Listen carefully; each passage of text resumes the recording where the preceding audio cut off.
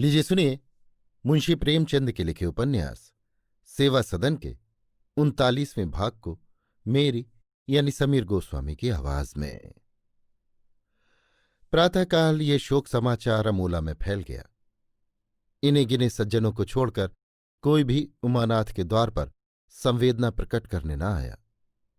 स्वाभाविक मृत्यु हुई होती तो संभवतः उनके शत्रु भी आकर चार आंसू बहा जाते, पर आत्मघात एक भयंकर समस्या है।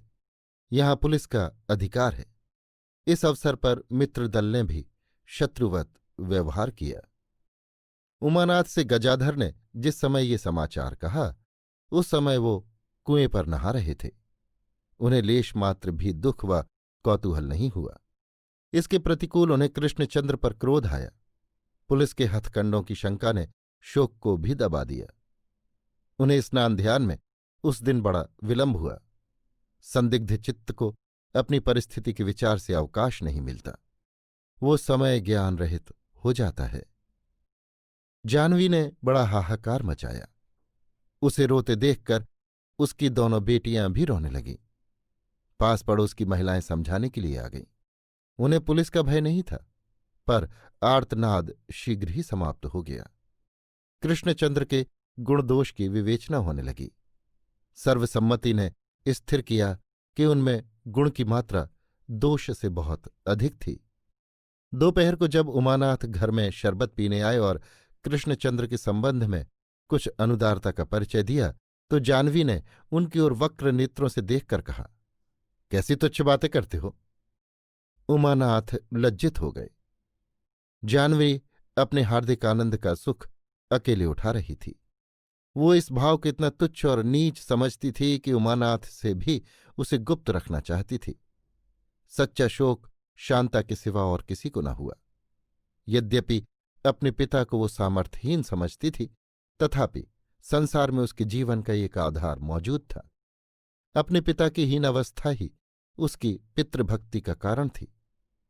अब वो सर्वथा निराधार हो गई, लेकिन नैराश्य ने ही उसके जीवन को उद्देश्यहीन नहीं होने दिया। उसका हृदय और भी कोमल हो गया। कृष्णचंद्र ने चलते चलते उसे जो शिक्षा दी थी उसमें अब उससे विलक्षण प्रेरणा शक्ति का प्रादुर्भाव हो गया था। आज से शांता सहिष्णुता की मूर्ति बन गई।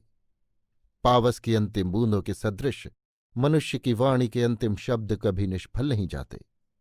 शांता अब मुंह से ऐसा कोई शब्द न निकालती जिससे उसके पिता को दुख हो। उसके जीवन काल में वो कभी कभी उनकी अवहेलना किया करती थी, पर अब वो अनुदार विचारों को हृदय में भी न आने देती थी। उसे निश्चय था कि भौतिक शरीर से मुक्त आत्मा के लिए अंतर और बाह में कोई भेद नहीं। यद्यपि अब वो जाह्नवी को संतुष्ट रखने के निमित्त कोई बात उठा न रखती थी, तथापि जाह्नवी उसे दिन में 2-4 बार अवश्य ही उल्टी सीधी सुना देती। शांता को क्रोध आता, पर वो विष का घूंट पीकर रह जाती। एकांत में भी न रोती। उसे भय था कि पिताजी की आत्मा मेरे रोने से दुखी होगी। होली के दिन उमानाथ अपनी दोनों लड़कियों के लिए उत्तम साड़ियां लाए। जाह्नवी ने भी रेशमी साड़ी निकाली, पर शांता को अपनी पुरानी धोती ही पहननी पड़ी। उसका हृदय दुख से विदीर्ण हो गया, पर उसका मुख जरा भी मलिन न हुआ। दोनों बहनें मुंह फुलाए बैठी थीं कि साड़ियों में गोट नहीं लगवाई गई और शांता प्रसन्न बदन घर का कामकाज कर रही थी। यहां तक कि जाह्नवी को भी उस पर दया आ गई। उसने अपनी एक पुरानी लेकिन रेशमी साड़ी निकालकर शांता को दे दी। शांता ने जरा भी मान न किया। उसे पहनकर पकवान बनाने में मग्न हो गई। एक दिन शांता उमानाथ की धोती छांटना भूल गई। दूसरे दिन प्रातःकाल उमानाथ नहाने चले तो धोती गीली पड़ी थी। वो तो कुछ न बोले, पर जाह्नवी ने इतना कोसा कि वो रो पड़ी। रोती थी और धोती छांटती थी।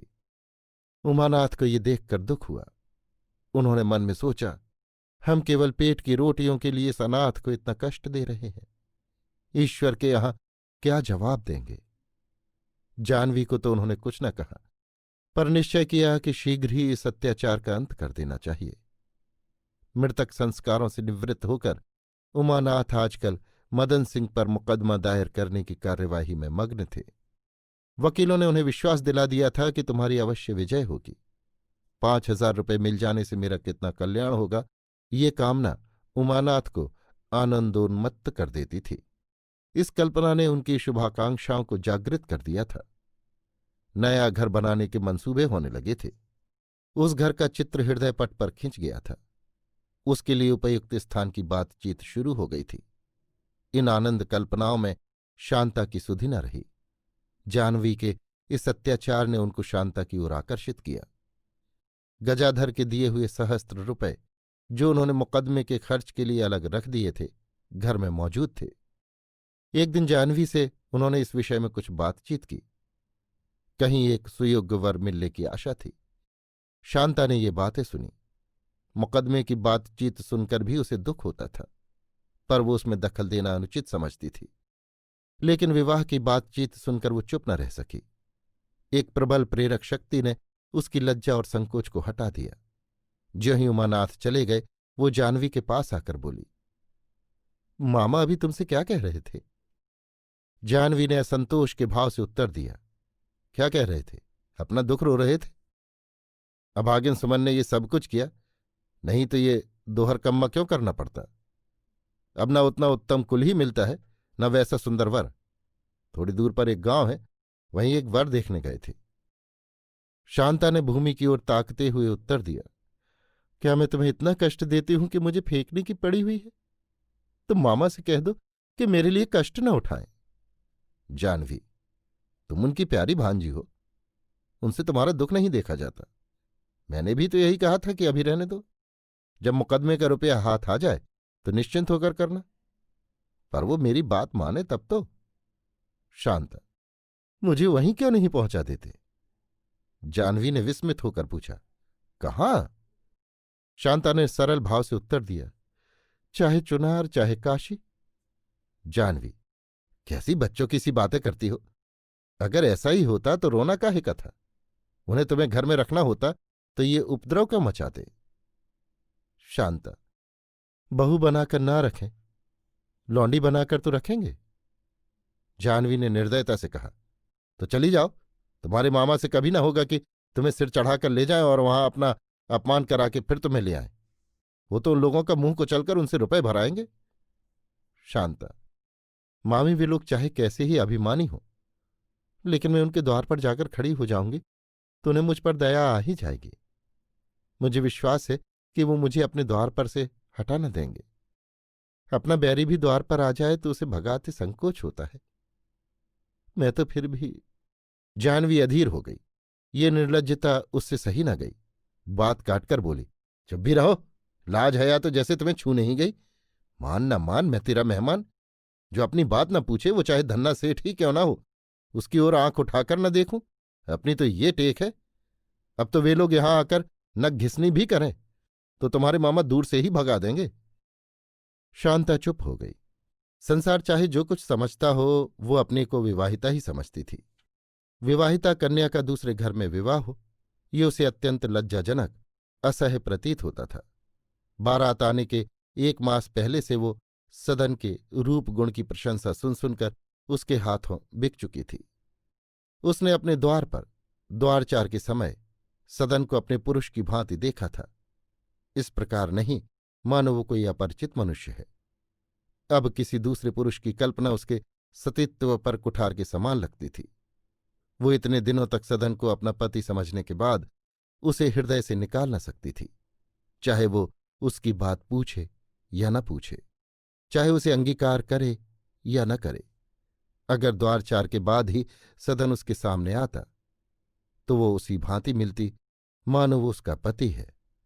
विवाह भांवर या सेंदूर बंधन नहीं, केवल मन का भाव है।